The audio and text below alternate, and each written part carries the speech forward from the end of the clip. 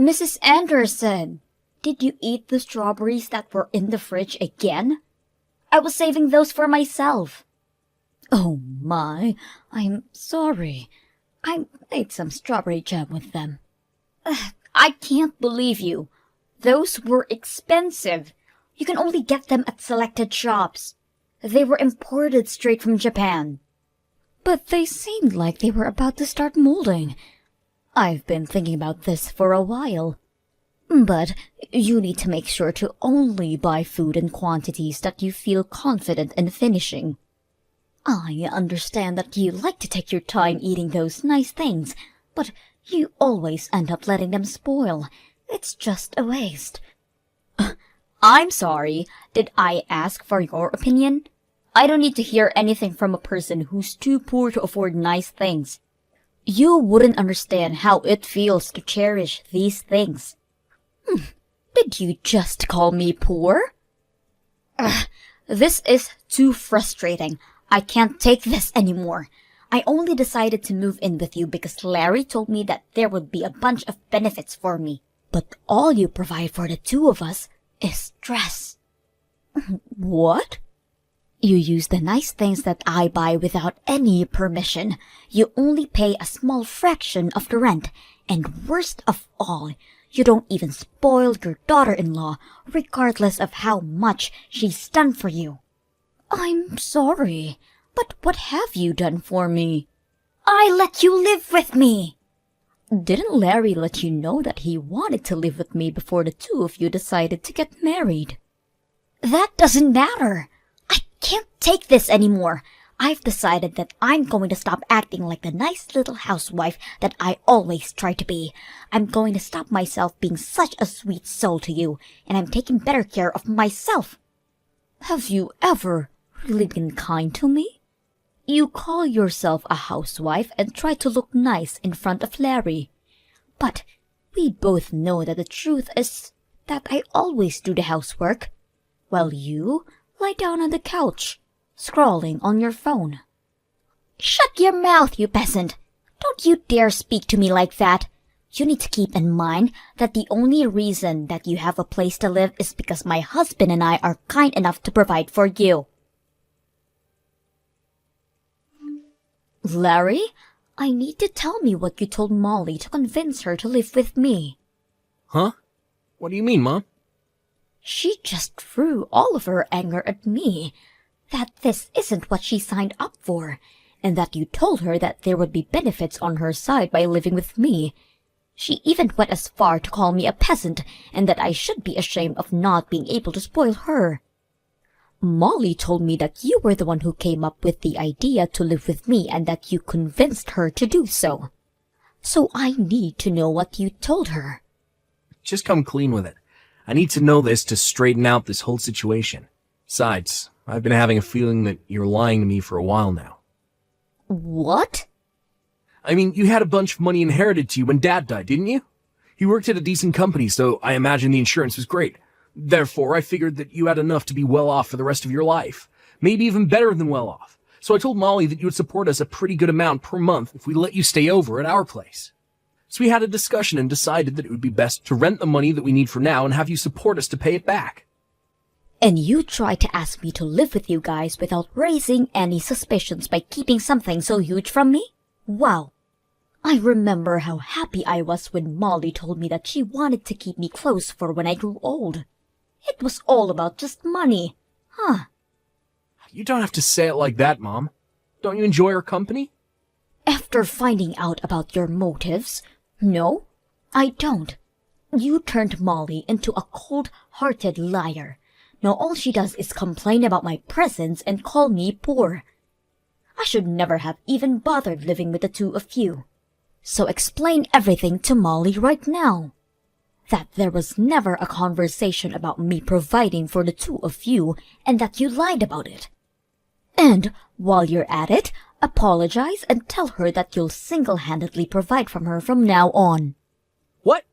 How did our conversation end up in that direction? You're supposed to be understanding and help us more with future payments. Why would I do that? Because Molly isn't the same girl as the girl I met either. Ever since my salary started going down, she's been constantly irritated about my presence too. Thanks to that, she and I haven't been doing so well as a couple. I can't say that I didn't notice how her behavior towards you had changed as well. Even in this situation, I believe that you would help me. Because you're my mother, and that's what mothers should do for their sons. But you didn't even bother offering help. And now you're trying to abandon me in this situation and leave everything in my hands. Don't you see how harsh you're being? You're my mother, so do something. Are you kidding me? How old are you? Someone your age needs to pick up their crap and finally become independent. I'm the one who should be asking you if you're kidding me right now. What kind of mother behaves like that to her son? If you're going to be so cold, then fine. I see how it is. I could kick you out of the house as soon as I want. You are going to kick me out? Even though you're the one who suggested that I live with you in the first place. If that happens, you're going to be in big trouble, aren't you? You sold our house and all of the land that you owned before moving in with us. You have nowhere to go back to, right? You don't want to become homeless at that age, do you? All you have to do to avoid that outcome is to stay in that house and keep paying your rent to us. I can't believe this. You're threatening me. I've raised my son into a monster. Come on, I'm just negotiating, Mom. Besides, you still have the money that you earned by selling our old house, didn't you?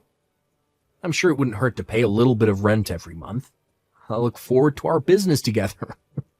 Well, we couldn't have had such a nice house without you, so thank you for your support. When are you going to pay your rent for this month? Larry told me that you would be paying $3,000 for rent this month. Why have you not still paid us? What? 3,000? What kind of joke is that? Are you telling me that Larry lied to me again? Why does he always lie to get out of trouble when he knows that he's going to get caught? Never mind then. I'll just tell you myself. Larry and I will be asking for $3,000 each month as rent from now on. Are we clear? You can manage to do that, right? No, I can't.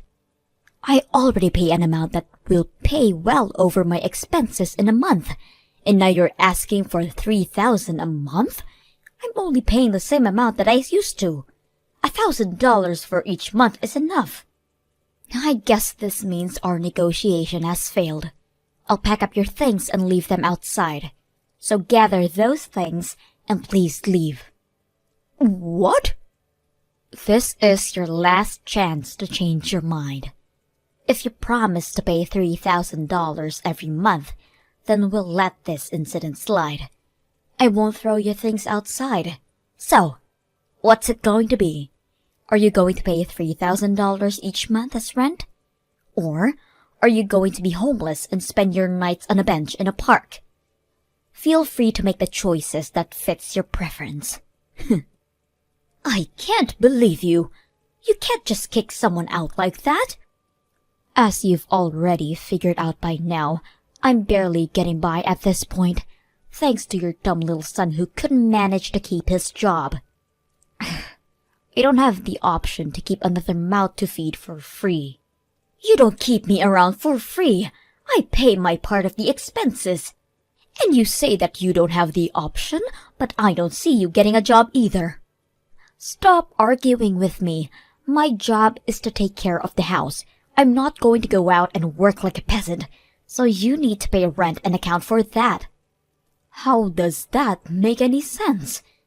But you choose to ignore our needs and neglect your part in supporting us. Have you used up all of the money that you earned through selling your house already or something? It's my money, and I get to use it however I want. How selfish can you be? You use all of your money for yourself while your son and daughter-in-law are struggling to get by. I can't imagine how easy it must be to rely on someone else to live while not making any contributions whatsoever. But that ends now. If you can't pay your rent, then get out of my house this instant. So that's all I was to you, huh? You never cared about me. You just wanted to use me as an ATM. Well then, I'm glad to leave. Shut up, you poor old hag. I mean, what else did you expect to be to us?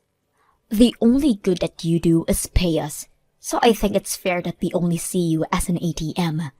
You're not worth the space in our house. You need to leave and never show up ever again. There's literally no point in letting you live with us, you parasite. I guess I'll move into the luxury nursery home with a built-in country club in the town next door. Seriously? I guess he got his habit of lying from you. I'm being serious. And where on earth do you think you're going to get the money for that? I have every single cent that I need to afford it. I currently have $2 million worth of assets. So you can probably do the math that I have enough to spend a lifetime in a nice place like that. 2 million? How? I think I'll get going now. I promised my friend that we would go have some tea together, so I'll go do that. As a matter of fact, I'll stay at a friend's house for the night, so please leave my things at your front door. I'll be moving into my dream environment after that, so you won't have to see me ever again. I can't tell if you're joking. You're kidding about the $2 million, right? Even if your husband passed away and left an inheritance, $2 million is unrealistic. Oh, it's not my husband's.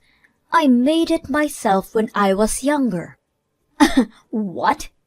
Yes, I bought some real estate with the money that my husband left behind, so I have $5 million if you include that. I hit the jackpot with the apartment I bought and started renting out. You have $5 million? How? Because I plan ahead and save up money before I make financial decisions, unlike your dumb little husband. The whole situation doesn't make any sense. Even your son hasn't told me anything about money like that. I'm sure he'd be aware if you had the assets like that. I've actually never mentioned it to him before. I sold the company that I was running at the time as soon as he was born. So, you sold your company? You're trying to tell me that you were a business owner? Yes, that's exactly what I'm trying to tell you. I was a big risk taker when I was younger. I started lots of businesses, and most of them failed, but one of them really took off, and it expanded to a pretty good scale. I can't believe this. I married my husband right after that, though. So, I ended up selling the company for a pretty good time. I found it more important to marry and devote myself to the love of my life. Therefore, I sacrificed the potential of becoming a billionaire to pursue it. How could you sell your company for a reason like that? Are you stupid? Do you think so? Because through my eyes, it seems like you and I are doing the exact same things, quitting our jobs to become housewives. I just wanted to support my husband with everything I had, so I did exactly that.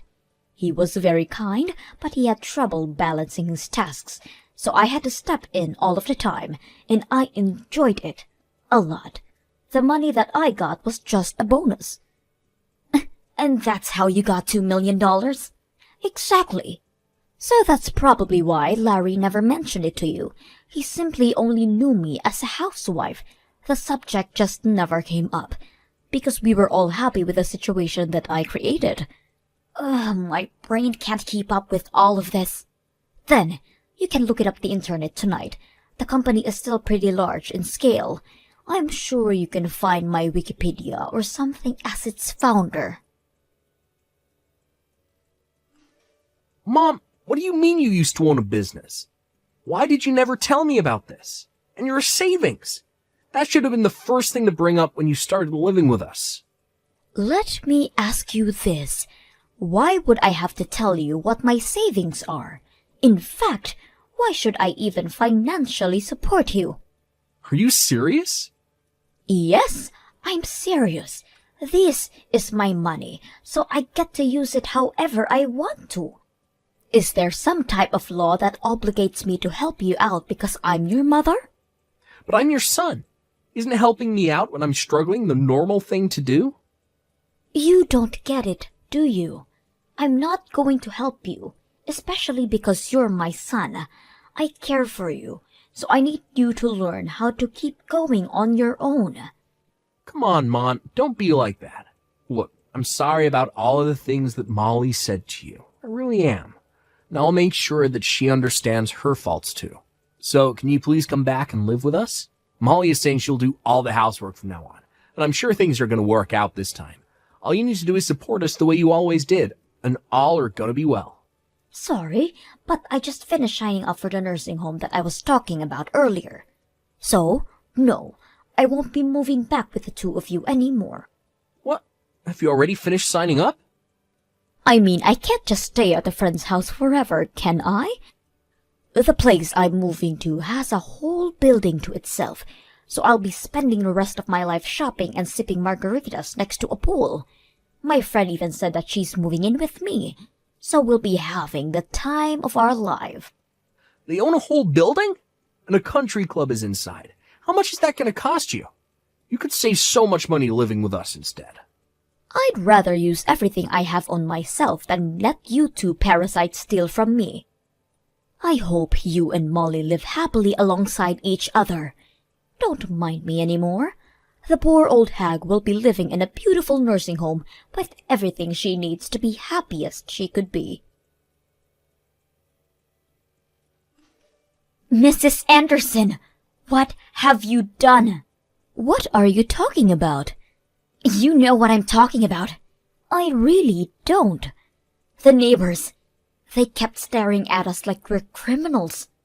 And when we approach them, they won't even look at us in the eye. It's very difficult to live comfortably when you're surrounded by people who treat you like that.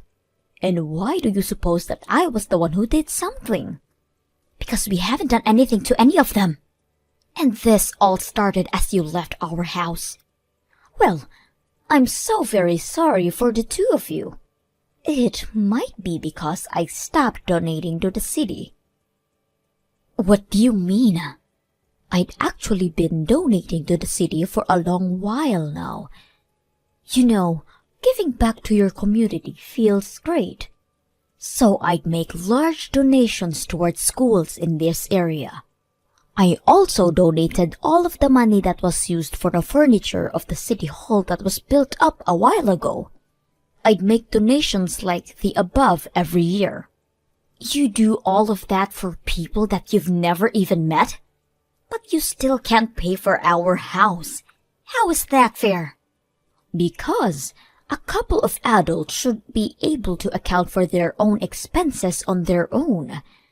I lived in that city, and the responsibility was partially mine. So even though I'm not strong enough to participate in volunteer activities, I contribute by using my wealth for the good. But now that I've left that town, I've stopped making those donations. It's not my responsibility anymore. What are we supposed to do now? Everyone knows that the two of us were the reason that you had to leave. So everyone in the city thinks of us as nuisances now? I mean, there aren't many people who are capable of making donations that scale every year.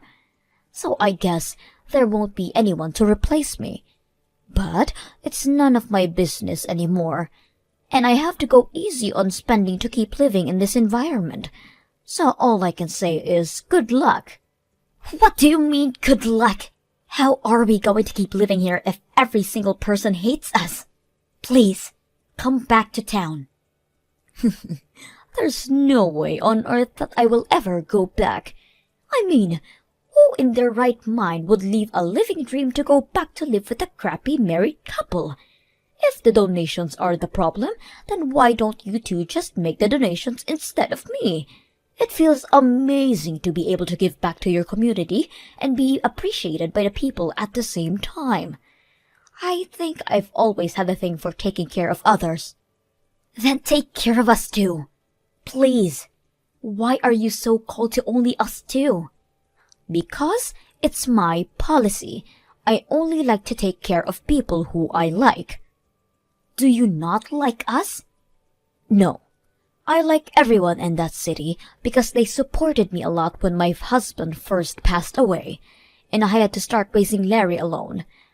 That's when I decided that I wanted to start making the donations.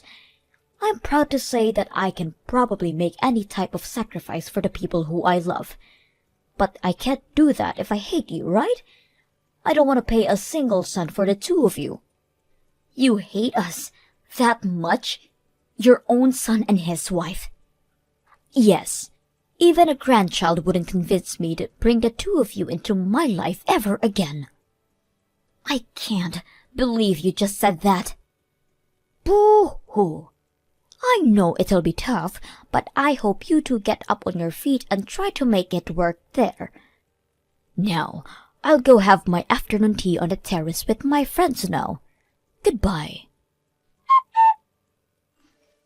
After that, I immediately met with my lawyer and wrote a will that stated every penny in my name will be donated to non-profit organizations from all around the world. As soon as I sent a letter letting them know, Larry and Molly stopped spamming me with their emails begging me to come back. It seems that they're finally going to start working hard and taking initiatives in their own lives. Larry started studying to earn a certificate that will lead to a promotion in his workplace, and Molly started a part-time job at a cafe as well. It seems that everyone in the city still says the horrible things behind their backs and when they pass by. But they're still trying to earn back their place in the community. Hopefully, everything works out for them, and they can be proud of achieving that.